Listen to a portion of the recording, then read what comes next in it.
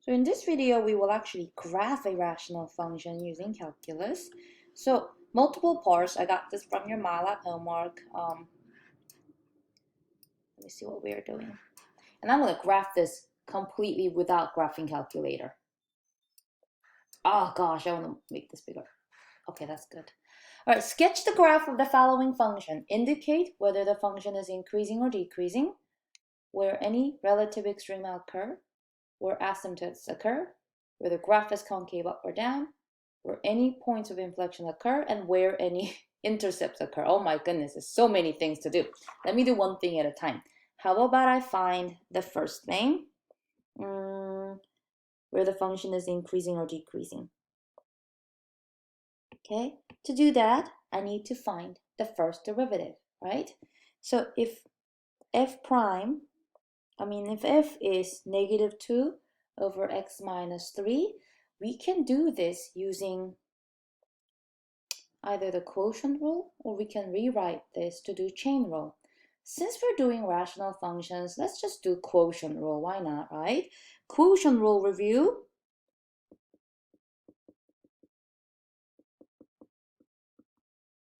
F prime of x is going to be gf prime minus fg prime all over g squared. You guys remember that, right? So what is f and what is g?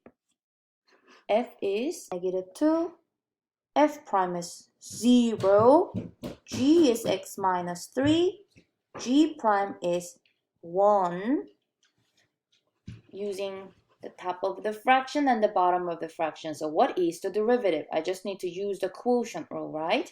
Let me move my work down to the left.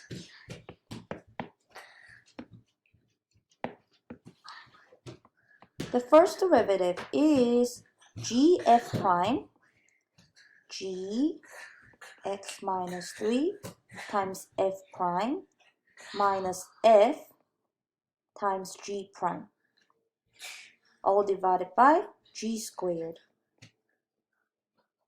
So I'm using the quotient rule to find the derivative. So if I simplify this, I will get 2 over x minus 3 squared. The numerator just turns into 2, right? So that is the first derivative. Now, critical values happen when this is equal to 0 or when this is undefined. So Elijah may be excited for this part because for the polynomial functions, derivatives were always defined. We just had to go with the point where it was equal to 0. So I'll go ahead and mark that we have a critical value at x equals 3. And if you're wondering why, take a look. When we plug in 3 into this function, we get 3 minus 3, and that's 0. 0 in the bottom of the fraction will make this derivative undefined. So although this will never be equal to 0, we can make this undefined when x is 3. So that's the critical value, and that's where we actually have the vertical asymptote, don't we? All right, but I was focusing on finding the increasing and decreasing interval. So let me draw my number line, put my 3 here, and I'm doing the first derivative test.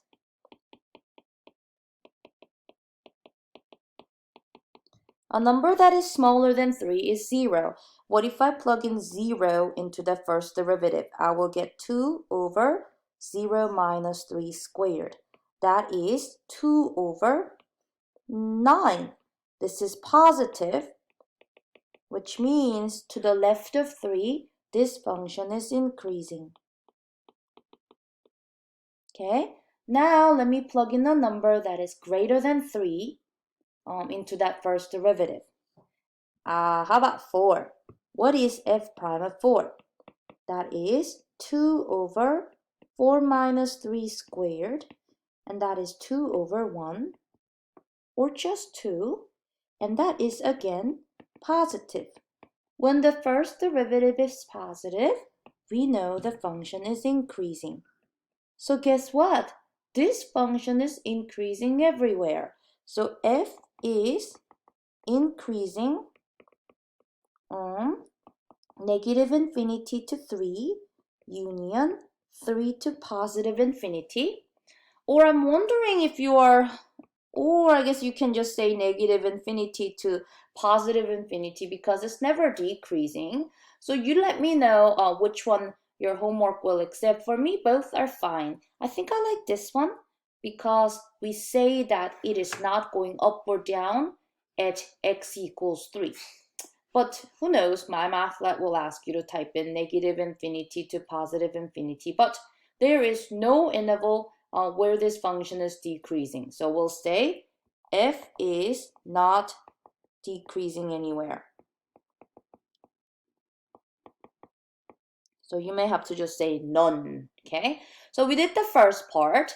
We did the critical value, ran our first derivative test. Now, is there any relative extrema? Well, 3 could have been right, but when that behavior to the left of 3 and right of 3 didn't change, we don't really have a relative extrema. So part B, there is no relative extrema because the graph is always increasing. It needed to be increasing and decreasing, or decreasing and increasing. We have to have like change around this critical value, but that never happened. So we do not have any relative extrema this time. I have a typo here. Let's spell it right. Extrema. We have no relative extrema. All right, how about asymptotes? I can find some asymptotes for them. The next thing that I'm going to find is asymptotes. Let me copy this function and do the work down there. On the iPod. No, I need to work. Can you wait 1 second?